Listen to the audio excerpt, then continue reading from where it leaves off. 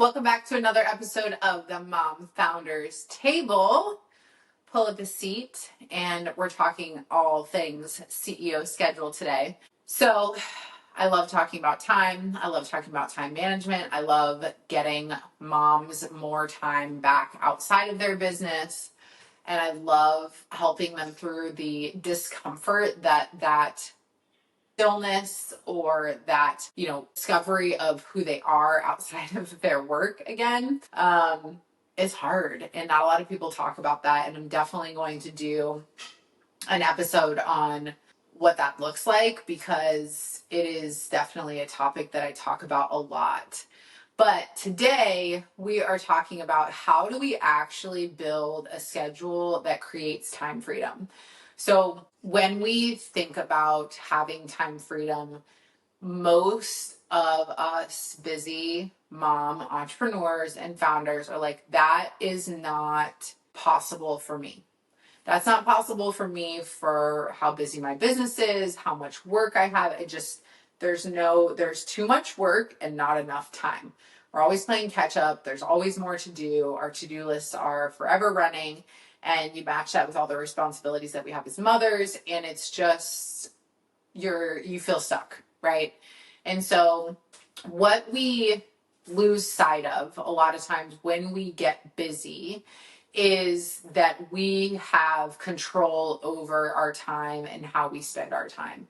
It is something that is simple for me to say, but again, so easily forgotten, because we just are so focused on forging ahead and sustaining the business that we have and continued growth of the business. And it's how we provide for our families, So it's like, of course, our primary focus, it's easy for it to go there, right?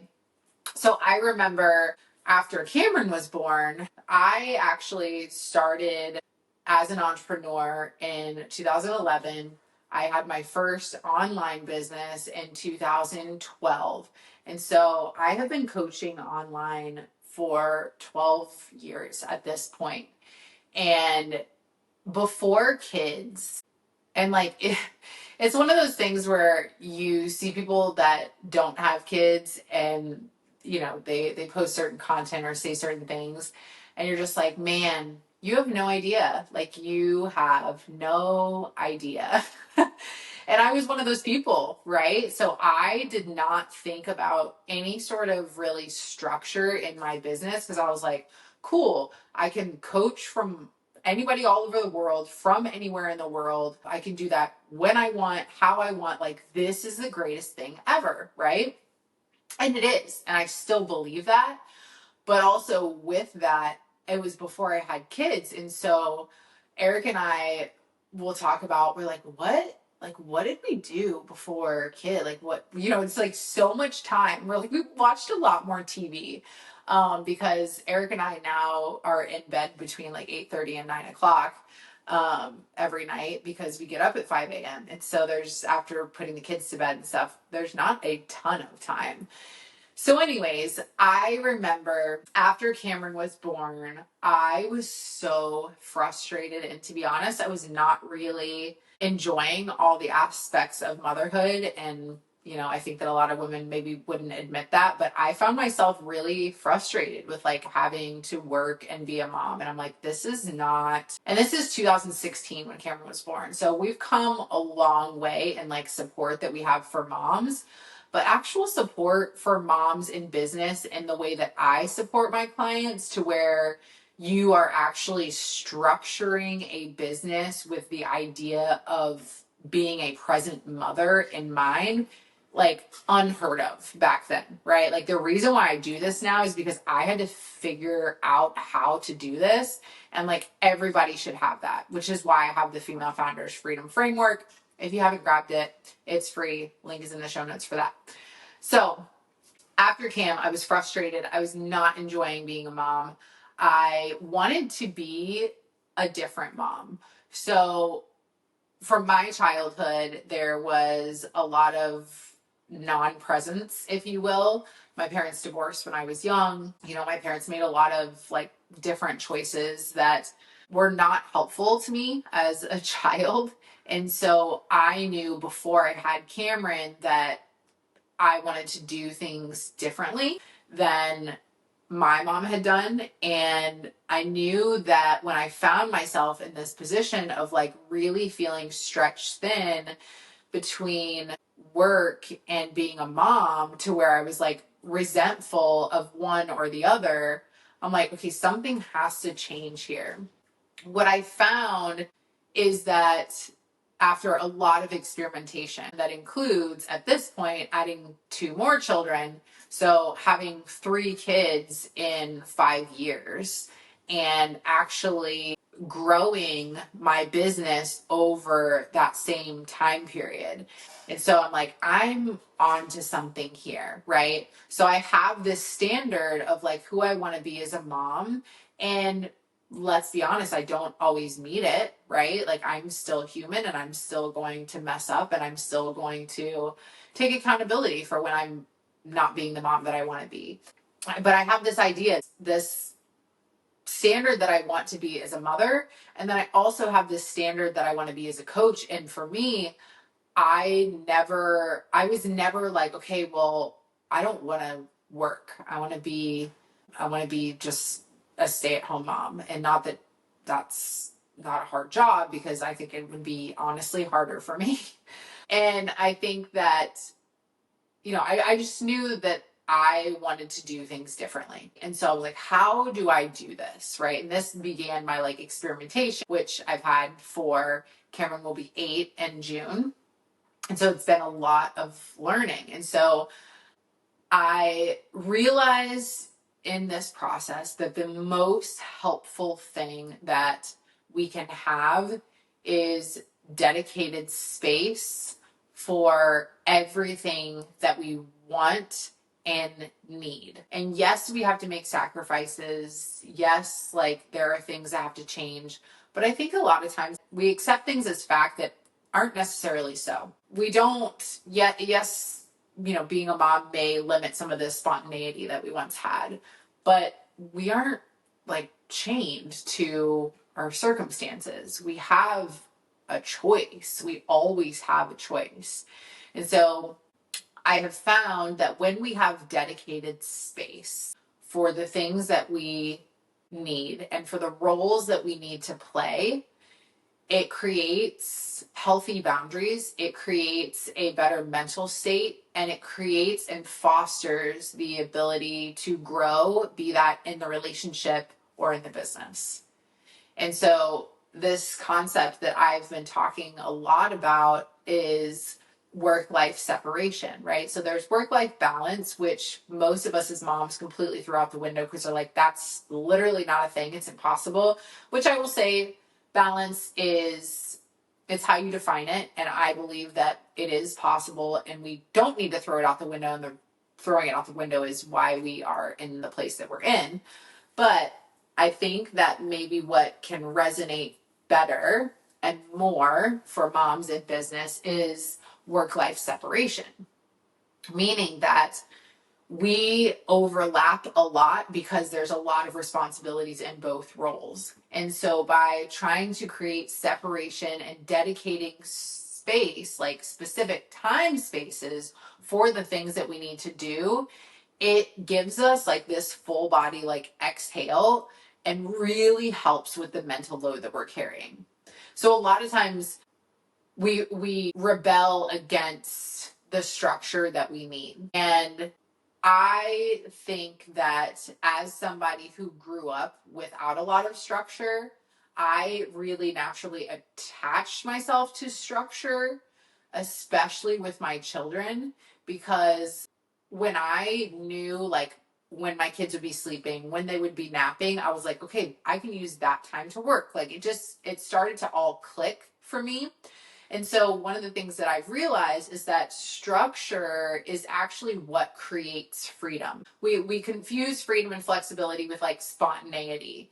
And spontaneity as a mom is more difficult, right? Like we can't even leave the house with like without making sure that like all of our kids are taken care of, etc.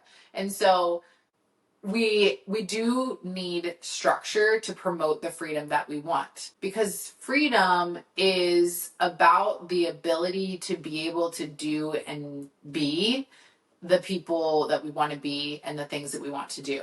So structure is actually going to create that freedom and flexibility, because when we have dedicated, if we're just thinking in terms of a calendar, right, and you have dedicated essentially time blocks for everything that you're doing, and something happens, you just shift the time around. Like, you literally just move that time block. That's why I love time blocking so much, is it's literally just like a rectangle that you shift around in your calendar.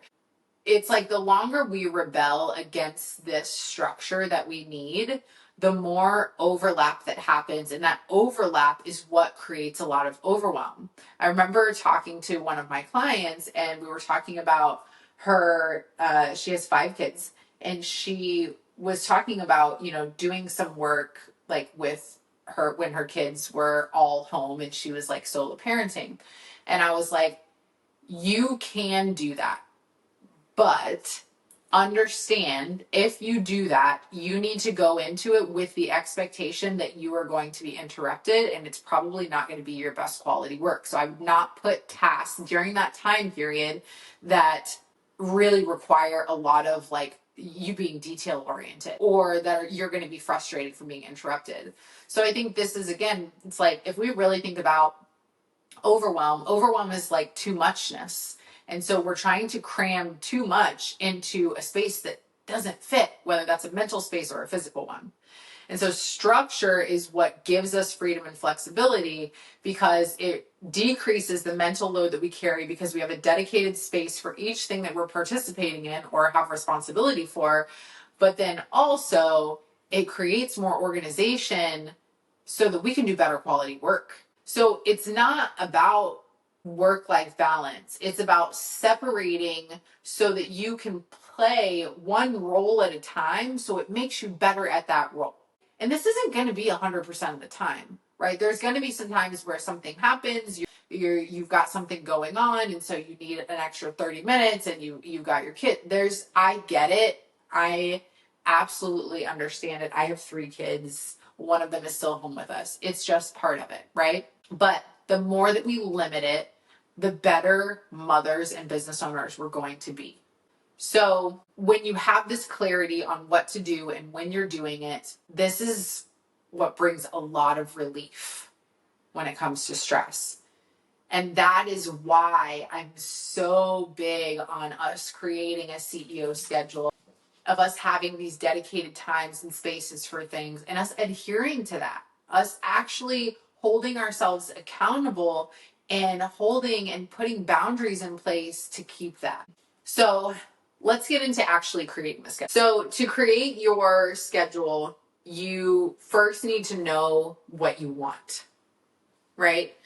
A lot of times we have built our businesses, and whether you're somebody who has come out of corporate or come out of a traditional 9 to 5, and then you rebuild your business basically as a replica of that, except now you're the one running it.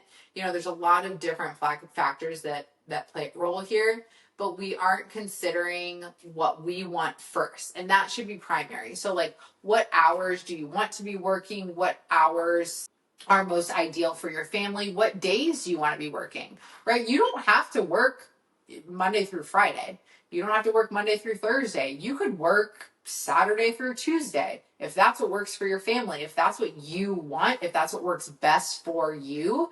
Obviously, there is some level that we have to pay attention to, depending on like what services we're offering, who we're offering them to.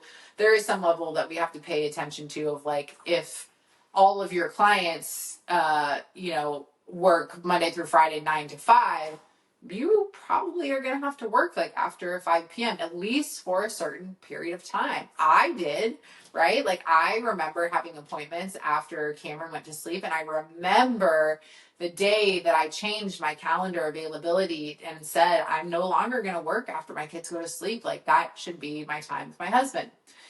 And so there's little moves that we make as we become more established. But at this point, like, you're established, you're running a team, you have like the proof, like, you don't need to keep operating with that like solopreneur scarcity mindset. And so you need to like reset and redefine like what your standards are, what you really, really want from your business, how much you want to be working, when, where, all of those things. Like bring that to the forefront. And then you can put that next to, okay, well, here's what's happening and here's what I want, and compare those things and say, okay, well, how do we transition this? Right? Like I love when I do my VIP day with clients and they're working like 50 hours and we bring their schedule down to like 30 and they're like, how, like what is even happening here? It's the best. So identify what you want first. So for me, it's like it's working during my kids' school schedule. At this point, I have 2 kids that are in school from 8 to 3. And so my work hours are typically 9 to 3. Sometimes if it's a heavier work day, I might come into my office at 8:30. But generally I'm spending that time after they go to school to get a few minutes with my littlest one. And so that's what's important to me is like when my kids get home from school, whether I'm picking them up or Eric's picking them up, then I'm done for the day. So then I get to like transition into that role of being mom, right? It's if I'm trying to do both, like if they come home and they're like, haven't seen me all day and I'm in my office, like that doesn't make me feel good, right? Sometimes it happens. Again, not every day. You know, it's like not every day is going to be perfect, but 9 times out of 10, you know, I would say like 98% of the time for me, my kids, when they're out of school, I'm not going to be working. So just get really, really clear on what you want. Before you go in to actually design your schedule, it needs to be based on you. So that's our first step. And so then after you put that down on paper, you're probably immediately going to have some thoughts about like, well, that's not possible. I have a recurring meeting on that day, or, you know, this is out of my control, or there's all this stuff that's going to start popping up. Some of it may be valid. Most of it probably not. Most of it's fear-based. And so when you think about that schedule, you want to see that schedule, visualize that schedule, have it on paper, and then think like, okay, what fears do I have about the boundaries that I'm going to need to set to adhere to this schedule that I want, right? So like first step, design the new schedule. Monday through Thursday, 9 to 3, right? Let's say that's your schedule. Then you have these thoughts about like, wow, that's not enough hours. Wow, this, that, you know, there's going to be those thoughts flooding in. So what fears do you have around setting the boundaries that are going to need to be set? You know, saying that you can no longer do calls at that time, like the individual things, and just let that fear be there. It's just part of it. It's part of the growth that you're experiencing. Making these choices is going to be the thing that keeps you around long term. I think one of the things that I often forget about myself is that I have been an entrepreneur for 12 years now, and that's a really long time. And I never realized that I was like subconsciously making choices to align with longevity and sustainability until I realized that people were like fading out after like 2 or 3 years, or like 3 to 5 years. Like things just got too hard, too heavy. You know, they weren't set up for profitability, whatever, a variety of reasons. And I'm like, man, I've been around the block, been here for a long time. Like, how did I do that? And it was because of decisions like this. It was because I made decisions that were hard in the moment, because I had conversations that were uncomfortable for me to have, and set those boundaries. And so recognize that a transition in your schedule and aligning your schedule to work for you is not something, even though it's for the greater good, is not something that's going to feel good or be comfortable for you. So after you know what you want, then you have to figure out what changes you have to make to get it. And that's where people get stuck, is they're like, these changes feel too heavy, too hard, impossible, going to make people mad at me, all those thoughts, all those fears. And so don't let yourself get stuck here. Don't let yourself look at this piece of paper that you've written down with this schedule that you would love to work and be like, well, I guess I can't, right? Like when we design this for my clients, we design this, and with this, I always tell them to keep in mind that like there is a transition period, right? Like you're going to have meetings and things that are not within the certain times that we've set on the certain days. Like just there's a period of which when I, change my schedule, I'm like, I still have appointments after bedtime, and I remember it was like I was booked out for like a few months, but I could see the end of that. And I was like, okay, that's going to be my last one, because I knew that I had cut my schedule and my availability off.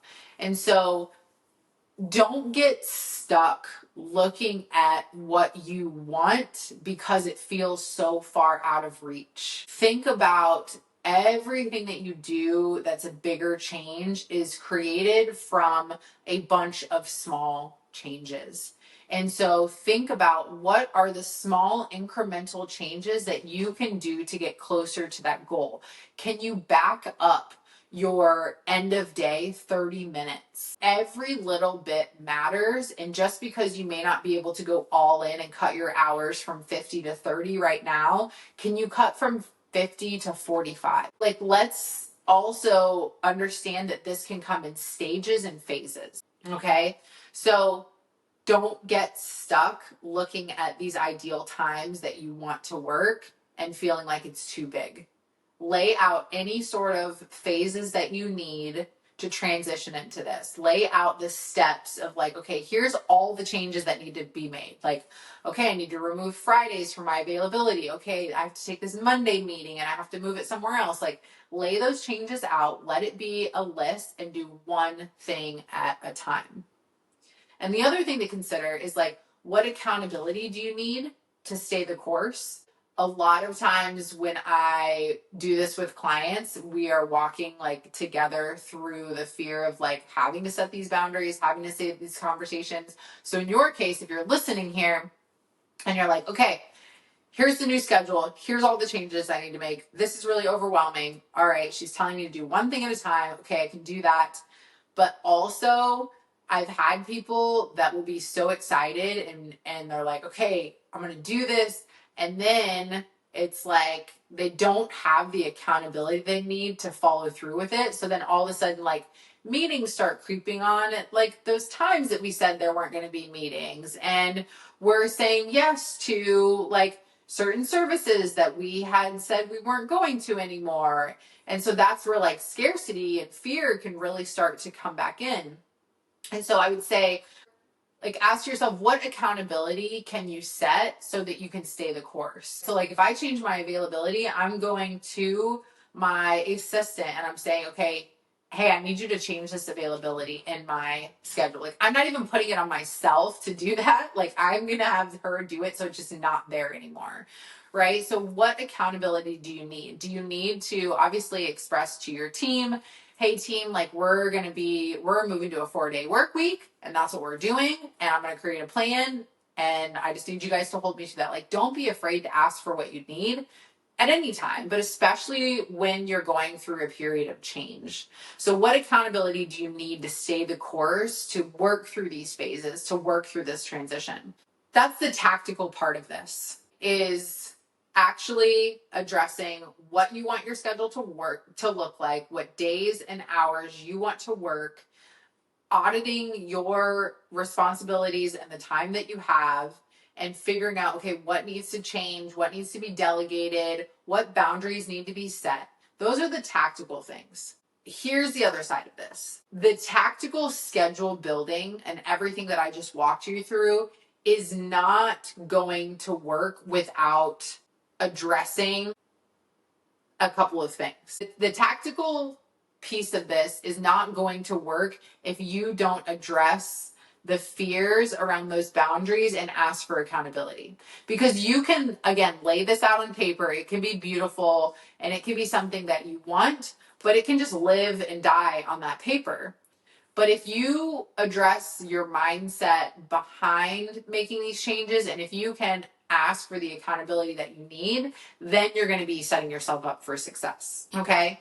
So the tactical things that I want you to do for your schedule after you have kind of assessed like this is when I want to be working, is number one, I want you to have 1 day a week with no meetings, no calls, nothing where you have to meet with somebody else on your schedule. And this is really important for the longevity of your business because you need to have CEO time to where you are working on the growth of your business, to where you are working on development, where you are doing research, where you are planning. Like a lot of times we don't allot enough time for that in our schedule, especially as moms, because we're like, okay, I just need to like pack in as many calls as I can. And then it's like your whole schedule is called. Like, do you just do that forever? Because you can't. I can tell you from experience. So you need 1 day a week with no meetings or no calls. You need to have also space between your meetings. Don't book back-to-back stuff. You need to get up. You need to walk around your office. You need to go pee. You need to drink water. You're a human, right? Putting things back to back to back, it may feel like the most efficient thing, but it's less efficient because you're not getting a break between things and you're carrying that mental residue from whatever you just did into the next thing anyways. And then I want you to create in your schedule what is your like highest priority or your focus for each day. So I'll give you an example. I'll just kind of walk you through my schedule. So Monday is my CEO day. So that is my no meetings, no calls day. And my primary focus of this day is again just like creative planning, like structuring, looking at the future growth of the business, like anything that is like ideas that I want to implement. So let's say I have this idea for the business, but I need time to actually like plan, like what does this rollout look like for the business? Like who from team do I need help with, etc. So I need space for that. And so Monday is my CEO day. And that's where I get to work on any sort of projects, program development, business growth, development, all of those things. Tuesday and Wednesday are client focused days. On these days, my brain is all clients. It's with them. I'm on calls. I'm setting up their success roadmaps for them. We're figuring out what actions they're taking, what actions I'm taking. And, we're creating and collaboratively working through problems and decisions. And so that is where my brain is. And then Thursdays are more of a flex day, meaning that it is a work day for me, but this is where I can do sales calls. This is where I can do podcast interviews. This is where I can do any sort of implementation work, reviews for clients. I will review, anything from like, let's say we designed a new org chart to, a certain deliverable or something that we created for their business. So reviewing things, stuff like that, that's more almost administrative. And then I could do my administrative stuff like emails, which is like my least favorite place to be. And so that's kind of like a flex day to where it's like to-dos. It can also be like a recording day for me.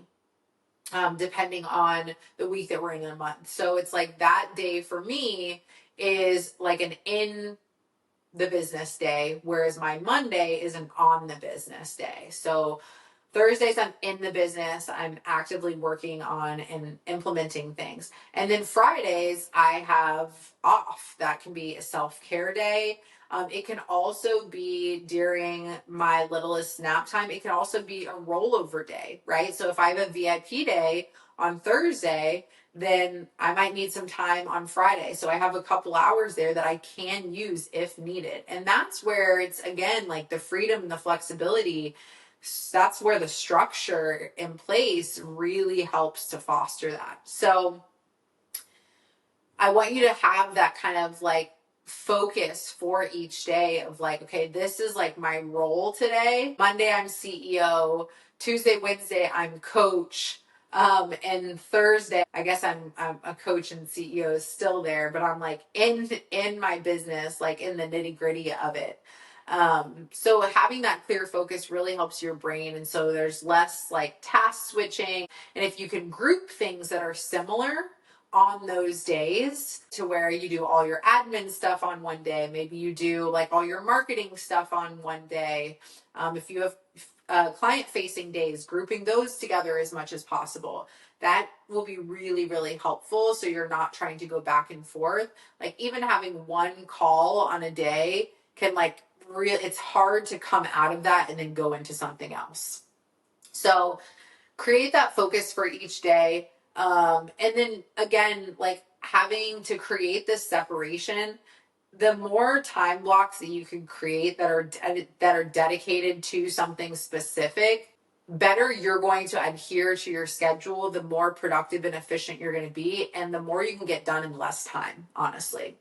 So those are the things that are kind of, I want to be non-negotiables for you when you're, redesigning your schedule after you have clarified what you want from your schedule. And those are things that have been super, super helpful to me. If you take those tactical things and you pair them with the accountability and the boundaries that you need, you will have so much more time freedom and be able to develop this full CEO schedule for yourself. If you are like, okay, I want to design this schedule, I need some accountability, I need somebody I'm too in my business to be able to do this. I do a CEO intensive.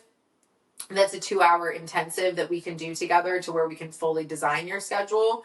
So you can absolutely reach out to me if that's something that you're interested in. If you're like, I just want to have you put together my schedule like with me and for me, and then I can go and implement it, that would be for you. So I want you to just take this in and think about how this new schedule is going to create better work-life separation for you and what that's going to create for you, for your overwhelm, for your stress, for your business, for your relationships, and what you'll be free to enjoy, how it's going to really help foster that presence and like truly make you a better mom. I feel like such a better mom ever since I did something, even this is like on the work-life separation topic, I took one of my old phones and put my work apps on that phone, and that phone now stays in my office. And so when I'm sitting on the couch at night with my husband, I'm with my husband. Even if we're watching a show or something, and maybe I'm sometimes on social media too, I'm not going to lie and say that that's never me. But also, once a week, him and I sit together with no phones and have a weekly in-house date night, we call it, to where we're talking without any sort of distractions. So I just think it's like, having that separation, having that separate phone for me to where it's like, because I know my work is on that phone, like my mind when I'm on my personal phone is not work related, right? It's really interesting how our brains associate certain environments with certain things.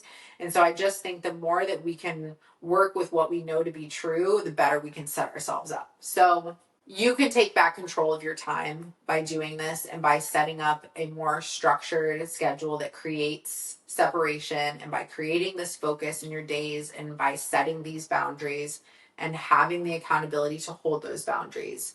You need a well-structured schedule to be your most efficient, and you need boundaries to be able to hold that schedule.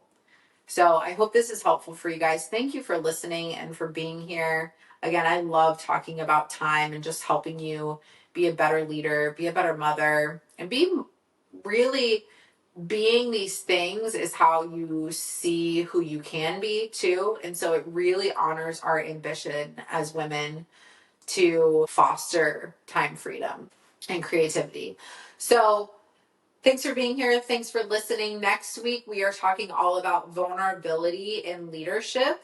One of the topics that is hard for people is like that line of professionalism as we are, managing and running teams, and what does vulnerability in leadership look like? Why is it important? Why does it matter for the future? And so we're going to talk all about that. If you're listening today, please take a screenshot. Please tag me on Instagram at the Mom Founders Table. Please send me your questions, your takeaways, your reflections, your schedules, anything to let me know, like, hey, I'm listening, this is helping. hey, I would love to talk more about this. I would love for you to give me some insights on this. I'm creating this for y'all. And so the more that we stay connected, the better that I can help you. So thank you for listening. If you have not downloaded the Female Founders Freedom Framework yet, please go grab that. It's free. It tells you 8 different areas in your business that need to be addressed and changed, and how to change them in your business to make sure that you are set up for freedom and flexibility. And as we all know, that really, really matters. So thanks for being here, and I will see you guys next week.